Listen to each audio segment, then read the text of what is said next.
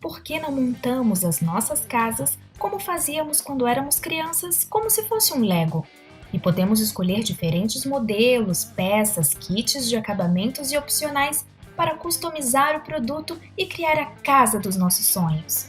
Vamos apresentar a você a jornada do cliente da Aratal, um processo com pedido de patente protocolado, onde você participa de todas as etapas da construção do seu sonho. O estande de vendas do empreendimento é uma casa modular da Aratal.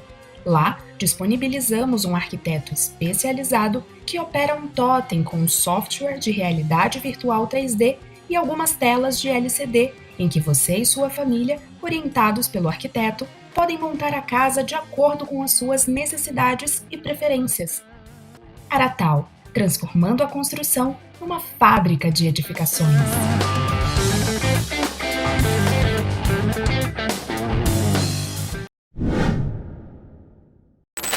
Fala galera do C3, esse ano nós mudamos um pouquinho o formato do C3 Talks. Estamos convidando personalidades do setor, pessoas que têm capacidade técnica e são referências em seus setores para poder trazer conteúdo rico e qualificado para vocês. Esse primeiro será sobre construção modular. Convidamos nosso presidente do Comitê Executivo, Paulo Oliveira, fundador da Aratal Construção Modular, e também o Nico, fundador e CEO da Noa Construção Modular. Bate-papo incrível, conteúdo riquíssimo, dois grandes caras, duas personalidades. Não percam.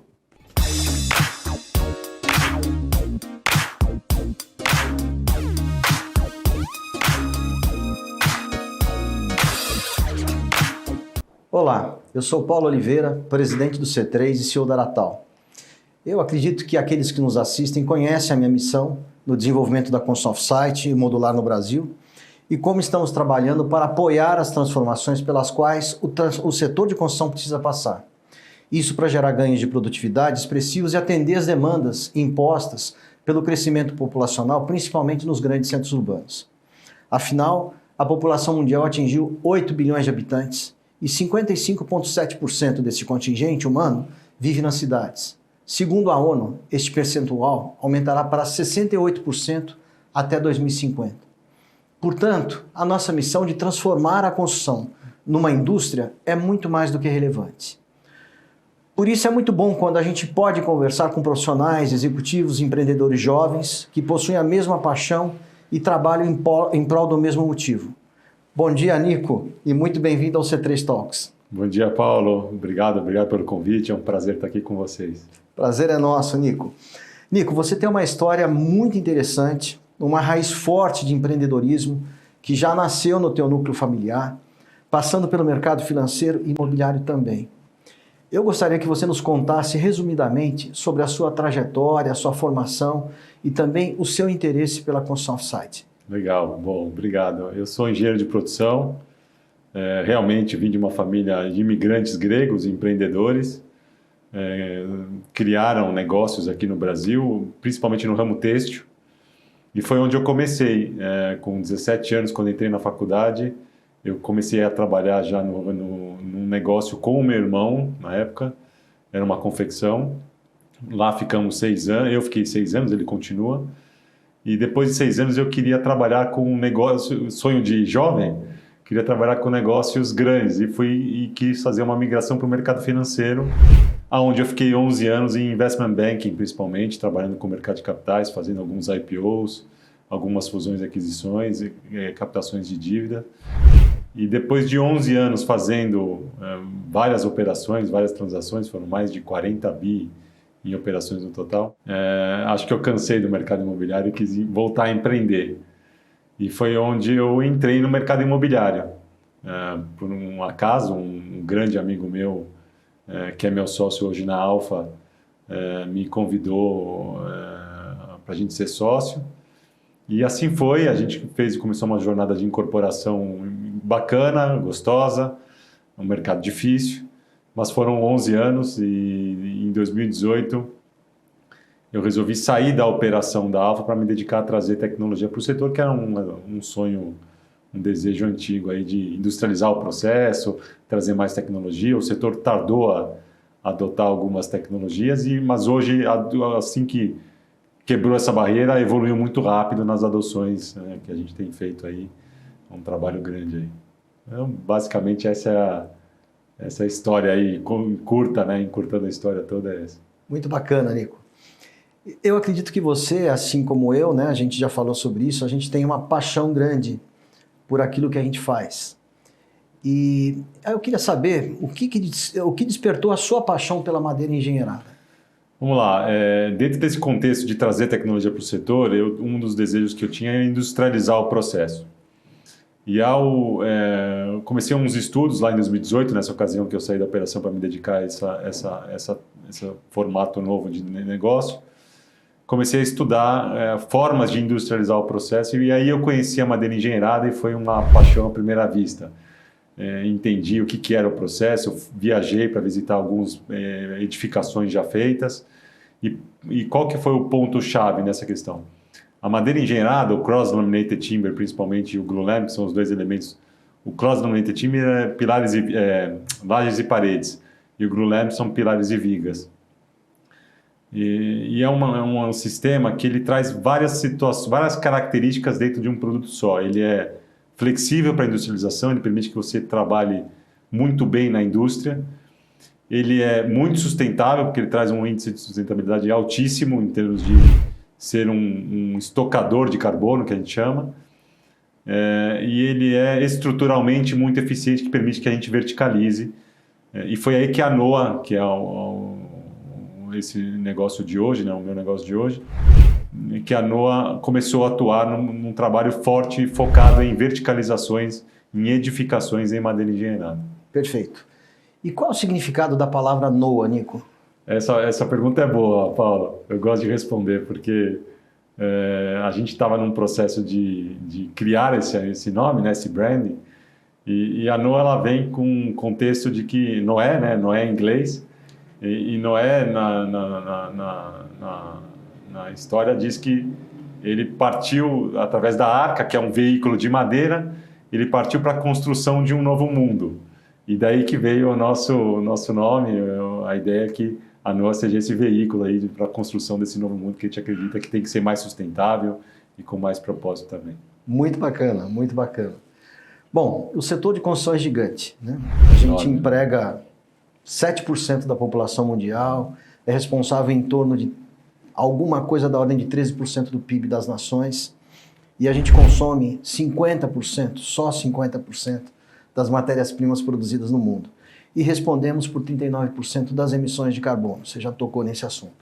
Ou seja, a nossa responsabilidade social é gigante, o compromisso com a sustentabilidade, com o SG, exige uma reconfiguração da forma de planejar, projetar e construir, envolvendo a cadeia de valor toda, de ponta a ponta. E aí, você já deu uma deixa, mas eu queria que você se aprofundasse um pouco mais nisso. Qual é o papel da madeira engenheirada nesse contexto? Perfeito, perfeito. A madeira engenheirada, ela vem, por ela ter essa característica de eficiência estrutural e eficiência fabril, ela tem uma característica importante de poder substituir alguns materiais que são mais poluentes, como aço e concreto, que dentro desses 39% que você citou de emissões de gás carbônico, representam 11% dessas emissões. Se ambos combinados fossem um país, seria o terceiro maior país emissor de gás carbônico do mundo.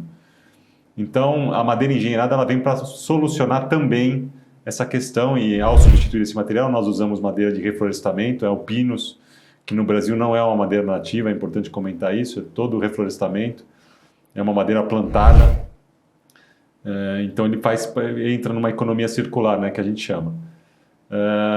Fora isso, a gente tem todo o trabalho da industrialização, do que a industrialização traz em termos de capacitação de pessoas que você tira do canteiro de obra e traz para uma indústria, onde você capacita mais essa mão de obra, então tem um trabalho social também importante. Acho que basicamente, se a gente pudesse resumir essa questão da sustentabilidade, ela tem essas duas pontos, uma questão ligada a environment, ao meio ambiente, e uma questão ligada à social. Perfeito, Nico. E eu queria que você contasse para a gente também os principais estágios pelos quais a NOA já passou na linha do tempo.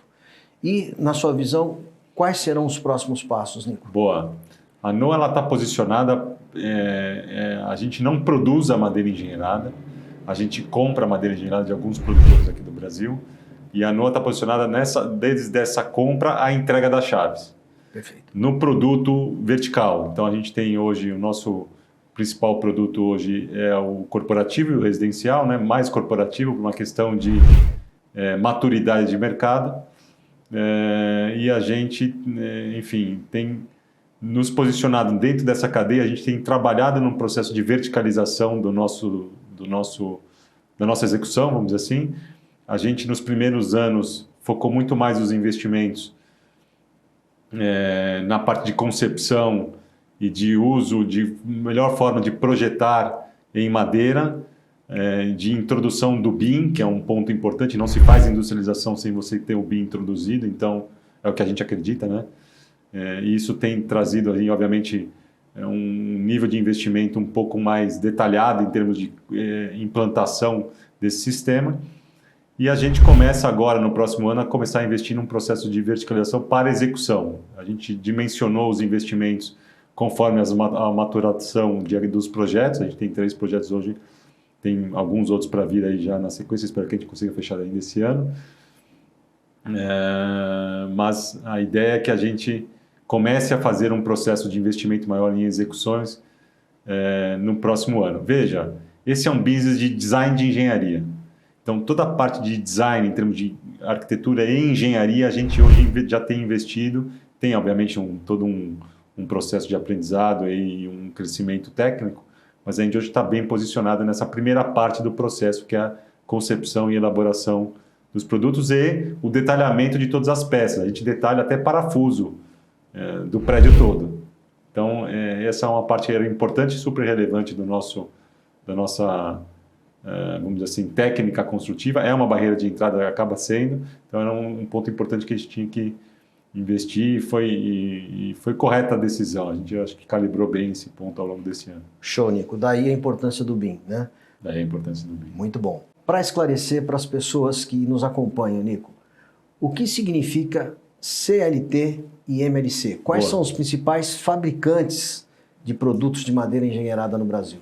Vamos lá. O CLT é o Cross Laminated Timbers, nada mais é do que madeiras maciças colocadas em formas juntas transversalmente, em camadas transversais, com um adesivo no meio, onde você passa por um processo de prensa hidráulica, onde você compacta todas essas madeiras que são maciças e vira um grande monobloco super espesso, muito forte, muito rígido e muito leve ao mesmo tempo. A madeira, o CLT é legal que ele tem 1/5 do peso do concreto.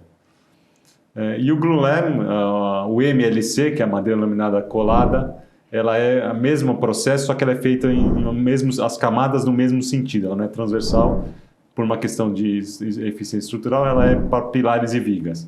Essa é a grande diferença dos dois produtos. Um é usado para laje de parede, como eu comentei, e o MLC é para pilares e vigas. Hoje a gente tem no Brasil alguns produtores pioneiros, estão aí há anos no mercado, fazendo um trabalho super bacana, que a gente admira bastante. É difícil, né? Sei lá, 10 anos atrás se introduziu um produto que pouco se conhecia aqui no Brasil, e nos últimos anos, com a entrada da Noah e outros players, como a Urban, por exemplo, a gente tem introduzido mais o assunto. Tem outros players que enfim, tem um trabalho relevante, a Itá, a Crosslan, Ryud, são nomes, enfim, pioneiros e importantes. E eu acho que o mercado de madeira engenheirada está se profissionalizando cada vez mais. A gente tem muitos investimentos que têm sido feitos. A própria Duratex, a Dexo, que é a nossa sócia e sócia da Urban também, se posicionou de uma forma super relevante, tem ajudado a impulsionar o mercado cada vez mais. Muito bacana. A gente tem hoje uma capacidade, Paulo, grande, com esses investimentos que estão sendo feitos na produção da madeira engenheirada, a gente vai ter uma capacidade muito grande produtiva e de poder fazer vários prédios aí nos próximos anos. Excelente. E, Nico, quais seriam os maiores desafios, na sua opinião, para a madeira engenheirada ao longo dos próximos anos? Nossa, Paulo, são enormes. O primeiro deles é aculturamento, né, que a gente vem fazendo ao longo desses 2 anos. A gente acredita que a gente já tem um mercado mais maduro, o mercado está amadurecendo, principalmente o das empresas. As empresas estão mais maduras para consumir o nosso produto, mas a gente já tem visto aí bons sinais das pessoas físicas, de um consumo mais consciente. Isso passa também pelo consumo de mercado imobiliário. A gente vai falar aqui, acho que mais para frente, mas a gente tem um empreendimento novo que a gente lançou recentemente, aí como um papel de incorporador também um pouco, que a gente quis lançar para demonstrar, e a gente foi muito incentivado por pedidos de algumas pessoas que queriam ver isso nas moradias.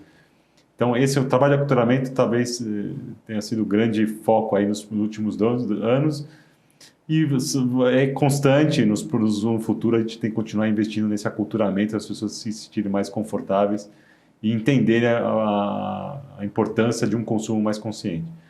Claro que os grandes desafios dos próximos anos são técnicos, né? A gente tem desafios técnicos importantes, a gente tem aprendido muito com os nossos processos, é uma retroalimentação constante, a gente tem buscado formas e tecnologias que a gente possa usar ao longo dessa nossa cadeia, inteligência artificial, softwares de planos de montagem que a gente já começa a desenvolver, produtos como fachadas, elementos estruturais que a gente tem desenvolvido internamente. Então, tem um desenvolvimento técnico importante, que é um desafio óbvio, mas eu acho que a indústria ela se acomoda, né? Então, introduzir um produto novo é difícil, porque você tem um trabalho de aculturamento e algumas barreiras mentais das pessoas, mas tem algumas barreiras técnicas que a gente vem quebrando, demonstrando a eficiência e a qualidade que o produto traz para o mercado. Muito bom. Vamos aproveitar um ponto que você antecipou então, né? Você me contou outro dia sobre um lançamento residencial da NOA, na Vila Madalena, que é o Arvoredo. Eu agradeço se você puder contar um pouco mais sobre esse empreendimento.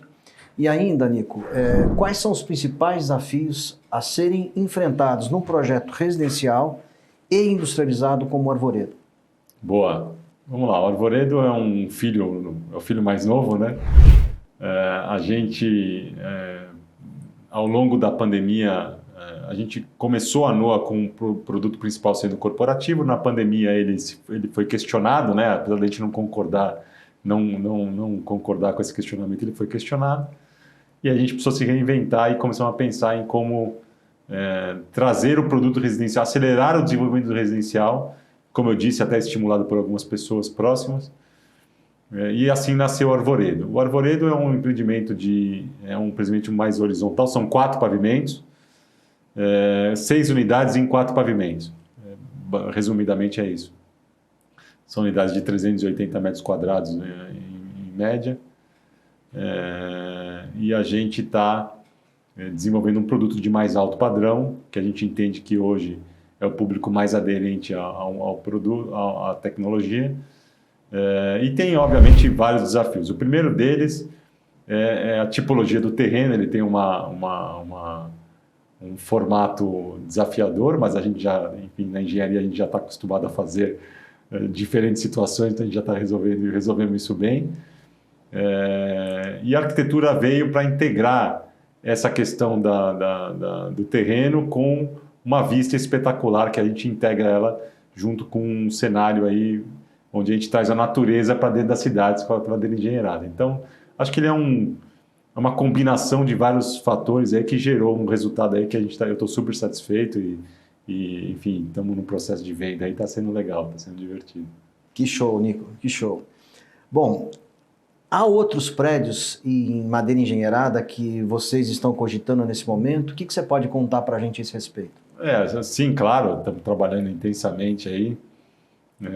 A gente tem aí, em breve, espero ter notícias boas aí para poder passar, mas a ideia, a gente tem um plano muito agressivo para o ano que vem, a gente está criando essa base para fazer aí vários prédios ano que vem e a gente conseguir decolar a tecnologia de uma forma bem sustentável aí, né, que é o nosso modelo, para gerar, enfim, novas situações para novos clientes e a gente poder demonstrar cada vez mais o nosso produto no mercado. Ótimo, Nico. Bom, a madeira engenheirada, ela agrega valor e benefícios para a ConSoftSite, como você já destacou. Perfeito. Apesar disso, uma dificuldade é o custo atual, né, o que sempre acontece com qualquer tecnologia emergente, né? Como você enxerga essa questão a médio prazo e quais são os próximos grandes desafios para a ConSoftSite e para a madeira engenheirada no Brasil? Bom ponto, Paulo. A gente tem uma discussão longa aí com vários fundos, né? A gente tem contato aí com os principais fundos de investimento imobiliário hoje do Brasil, fazendo trabalhos específicos em projetos e essa questão é a questão que sempre vem para a mesa. Eu tenho algumas críticas a essa questão, mas enfim, a parte isso, o que a gente tem visto nos projetos é que o modelo econômico dos projetos de madeira engenheiradas ele é mais positivo. O que eu quero dizer com isso? É o dinheiro no tempo. Então, a industrialização do processo no nosso sistema e na industrialização em geral, você reduz o tempo de obra. Ao reduzir o tempo de obra, se você está fazendo um prédio corporativo, para exemplificar, você vai fazer para alugar. Então, o tempo de obra é importante porque você reduz esse período sem receita. E aí você ativa permite que o investidor ative essa receita mais rápido. Então, o ciclo econômico é positivo, é o dinheiro no tempo. Então, a gente tem tido, em alguns projetos, um resultado melhor em termos de TIR, de retorno para o investidor melhor, apesar de ainda ter um custo marginalmente mais alto quando você compara com o convencional corporativo. Então, esse é um ponto que vem sempre para a mesa, a gente tenta explicar. Financeiramente, o ciclo econômico é mais positivo, como eu falei, mas em termos de produto, a gente traz um produto mais qualificado. É um produto com sustentabilidade, você pode emitir crédito carbono, que é um hidden value. A gente está demonstrando isso em cada projeto tem a sua forma de calcular, o seu jeito depende de como você aborda uma estrutura híbrida. E também tem, obviamente, um produto arquitetonicamente mais qualificado, porque além de você trazer mais biofilia, que é o ponto aí hoje talvez mais relevante na arquitetura, você também permite, dado que você está usando um material que as pessoas gostam, um material bonito arquitetonicamente, o nível de investimento que as empresas têm de fit-out, de fazer um investimento em decoração de interiores é menor, porque ela já se apropria de um material, enfim, bacana de se ter no convívio nosso do dia a dia. Ótimo, Nico. Bom, uma preocupação com o uso massivo de madeira em edifícios de andares múltiplos é o comportamento da madeira frente ao incêndio. Na Europa, nos Estados Unidos, na Austrália, na Ásia, por exemplo, essa é uma questão que já avançou muito e está tecnicamente resolvida, né? Como está esse tema no Brasil, Nico? Muito bom. Enfim, como você falou, isso já avançou bastante lá fora. Eu acho que a gente tem esse exemplo lá de fora, nos ajuda aqui a avançar mais rapidamente. Tem um trabalho vamos dizer assim, do setor de madeira junto aos bombeiros já em fase final de escrita aí da norma de bombeiro. Enquanto isso, a gente tem usado a norma internacional. E assim, muitas coisas interessantes vieram nessas interações, e uma delas é que os próprios bombeiros têm sido super receptivos com relação a isso, os técnicos, né, dos bombeiros. Eles dizem que a previsibilidade de queima da madeira ajuda eles a ser mais eficaz na ação de apagar o incêndio eventualmente. Veja, a madeira queima como queima o aço contorce, o concreto, enfim, as estruturas queimam, e é natural, é um material como qualquer outro.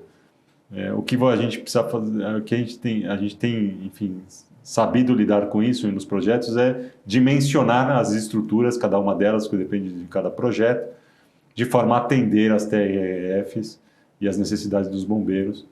Então, esse é um ponto que, enfim, sempre vem para a mesa também. A gente está abordando isso tecnicamente, coletivamente, né, junto ao Corpo de Bombeiros, e em cada projeto atendendo aí as normas que precisam ser feitas para a gente poder ter a melhor equação possível para essa questão.